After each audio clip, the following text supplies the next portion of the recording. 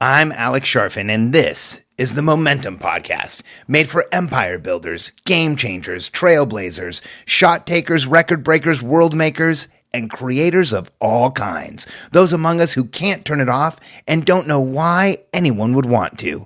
We challenge complacency, destroy apathy, and we are obsessed with creating momentum so we can roll over bureaucracy and make our greatest contribution. Sure, we pay attention to their rules, but only so we can bend them, break them, and rewrite them around our own will. We don't accept our destiny, we define it. We don't understand defeat because the only way you lose is if you stop, and we don't know how. While the rest of the world strives for average and clings desperately to the status quo, we are the minority, the few who are willing to hallucinate there could be a better future.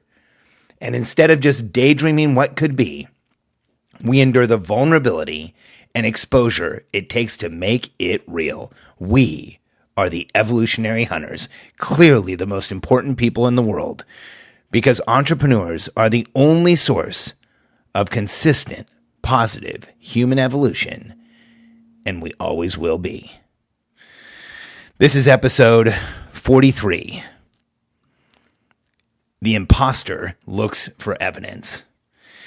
In episode 35, I shared imposter syndrome, this undying belief that takes over people like us, that we're not good enough, we're not worthy, we shouldn't try as hard, we shouldn't try to do what we're doing, we shouldn't try to get ahead, we shouldn't try to do more. And it's amazing how often I sit down with, and today it happened 2 or 3 times, I sit down with a wildly talented entrepreneur who's done amazing things in her life. And there's this level of insecurity there. There's this level of anxiety there. There's this almost compulsion to look over one's shoulder, because the better we do, the more we feel this exposure, the more we feel imposter syndrome, the more we feel held in place. And this happens to some of the most talented, successful entrepreneurs on the planet. And it's okay if it happens to you. It happens to me. I often joke with people that every time I hit record on this podcast, I think, is anybody going to listen to this one? And here's I'm going to jump into the title of The Imposter Looks for Evidence. If you're anything like me, here's what I know. You can have 100 things go right, and the one thing that goes wrong is what you'll remember. I was thinking about this yesterday. It was when I wrote the description for this to record tonight. And, as a consultant, I have been in thousands of meetings. And there were some days where, I would get up in the morning and go to a breakfast meeting, go to meetings all throughout the day, then finish with a dinner meeting. I might have 6 or 7 meetings in a day, all that were significant for someone else. Not for me, but that's what I did every day. But for someone else, it was a meeting with a new account, a new opportunity, something that was, and sometimes it was the most important meeting that person had ever had. And I was good in these meetings. This is why I got asked into them over and over again. And there's one account in South Florida, BrandSmart, that I called on for over 10 years. And I must have had hundreds, if not thousands, of meetings at BrandSmart. But I remember one. Where, and I still remember it to this day. Like, as I talk about it, I'm kind of getting frustrated. I was at this account with 2 new people that I was representing, and we were supposed to meet with a friend of mine. And, I did everything I possibly could as a consultant not to ever step out of line, not to get the wrong type of attention, not to draw the wrong type of correction from an account. I wanted to be the person that never kind of made a mistake. And there was this day where I was there with new people I was representing. I was supposed to meet with a friend of mine, and we got rerouted to another buyer who I didn't have a great relationship. I didn't know that well, and I wasn't wearing a tie. This was one of those traditional accounts where everybody wore a tie, and I wasn't wearing a tie because I was meeting with a friend of mine, and he let me slide on the whole dress code thing. And I had meetings all day with this new account and these 2 new people that I was with. So I was going to be at BrandSmart, then driving down to 3 or 4 other accounts in South Florida. And so I didn't wear a tie and decided that I was just going to get away with it until I got rerouted into somebody else's office. And we sat down, we did our introductions, and the buyer just went right at me and said, like, hey, by the way, did you know we have a dress code here? I'm glad that the people you brought understood this. And, you should be wearing a tie, as should everybody else. And I remember just wanting to climb under the desk. Here I was, the expert, the consultant, the person who was giving the advice, the person who was helping this whole thing get together. And I was just getting undressed by the client because I wasn't wearing a tie. And it was so embarrassing because I was the one with the knowledge of the account. I was the one that should have understood what was going on. It was just an error that morning. I got, they switched a product line from one place to another. So I ended up in front of the wrong person. I got crushed. And it wasn't even like a big deal. It was just because of my dress code, or that I missed the dress code. And it was really, the buyer was doing it to throw off the meeting. It was almost a negotiation tactic on his part, just to like set us back on our heels. And out of the thousands of meetings I've had at BrandsMart, that's the one that I remember the most vividly. It's the one where I got chewed out. It's the one where I had an issue. Does this happen to you? Because here's what I know about us.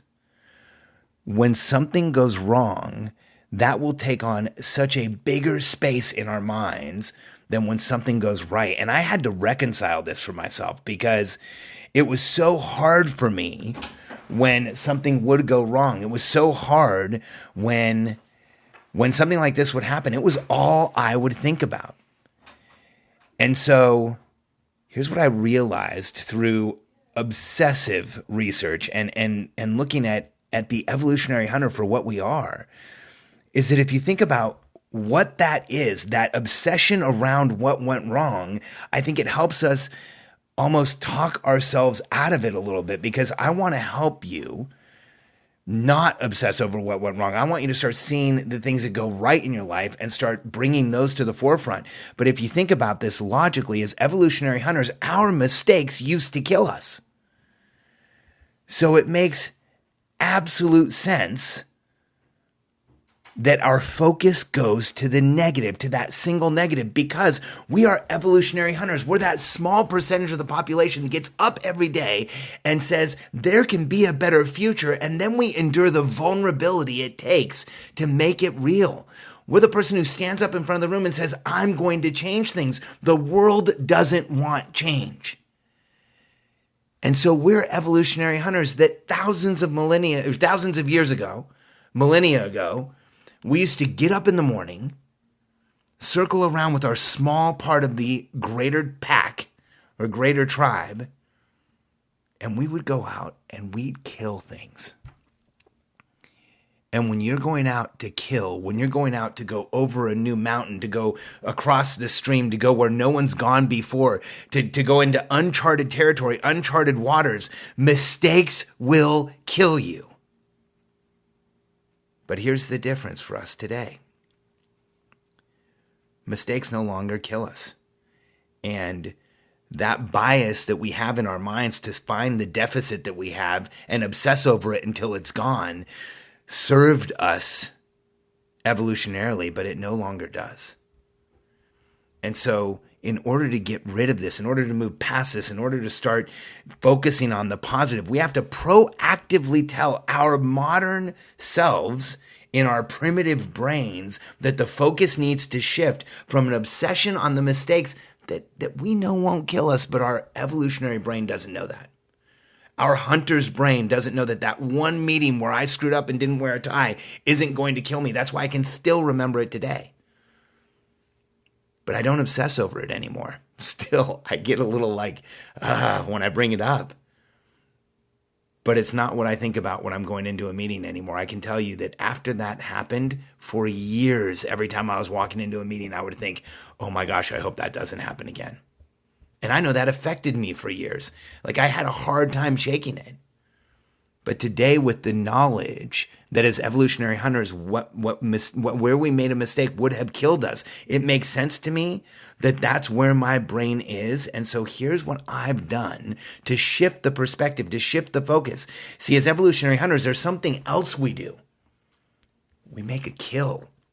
We go on this hunt. We make things happen. That's where we achieve. That's where we feel alive. That's where we feel most tied into who we are. And so we can shift from that obsession on what went wrong by purposefully focusing ourselves on where did we win each day and what are we grateful for. Now, these aren't just tactics I'm telling you off the cuff. I mean, there has been study after study that shows a focus on where you won or what went right during the day, and a focus on gratitude for what you're grateful for, scientifically, neurophysiologically, will have a massive effect on your body. Your neurology will change. The chemicals in your body change when you acknowledge where you won and what you're grateful for. And this is almost a modern day counteraction to the obsession with what's gone wrong in our lives.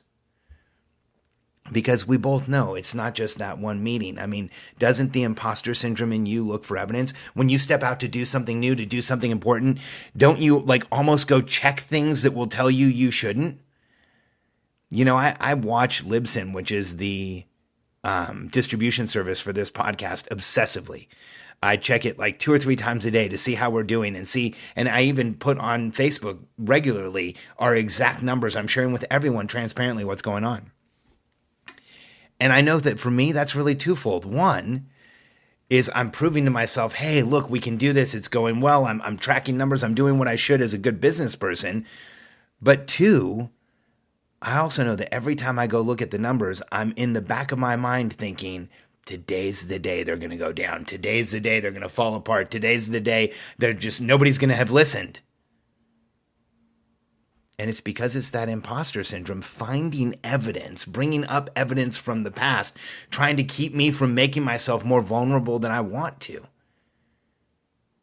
And so for all of you, the way to get out of this obsession on what went wrong, the way that we stop the imposter looking for evidence, or at least we hold it at bay so that we can move forward and create momentum, is we proactively focus by sitting down at the end of each day and writing down with a pen, not typing, but writing down with a pen on paper, where did you win that day? What went right? Where were the wins? What were the things where you created momentum? Move yourself forward, and it doesn't matter how small they are. And then the second part of that is acknowledging what you're grateful for.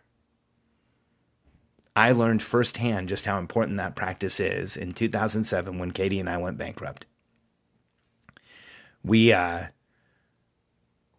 ended up going from multi-million dollars in wealth to figuring out how to buy groceries. And my wife, in her wisdom, held our relationship together and kept us in momentum by making us every night acknowledge 3 things we were grateful for. There were nights I didn't want to hear the word grateful, but I know that in so many ways, that practice in that incredibly dark time in our lives gave us massive momentum.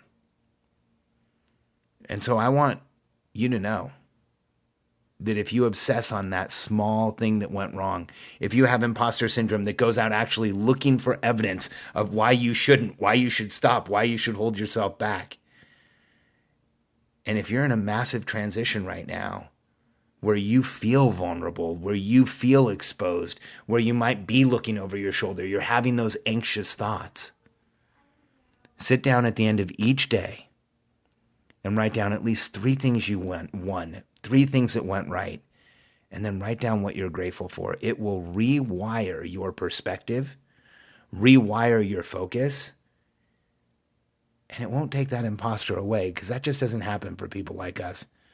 But it will certainly lower the volume and the intensity with which you hear it and allow you to create momentum. If you're ready to create more momentum than you ever thought possible, then join me in my Momentum Masterclass. It is a brand new course for entrepreneurs who want to improve their life, improve their focus on their business, improve the momentum that they're having. And it is the first course that is a holistic approach to entrepreneurs creating momentum, where it is body, brain, and business. And we get you moving in the right direction fast. Go to momentumwebclass.com, momentum, WEBCLASS.com. And I'd love to have you check it out. And I look forward to seeing you tomorrow, right back here on the Momentum Podcast.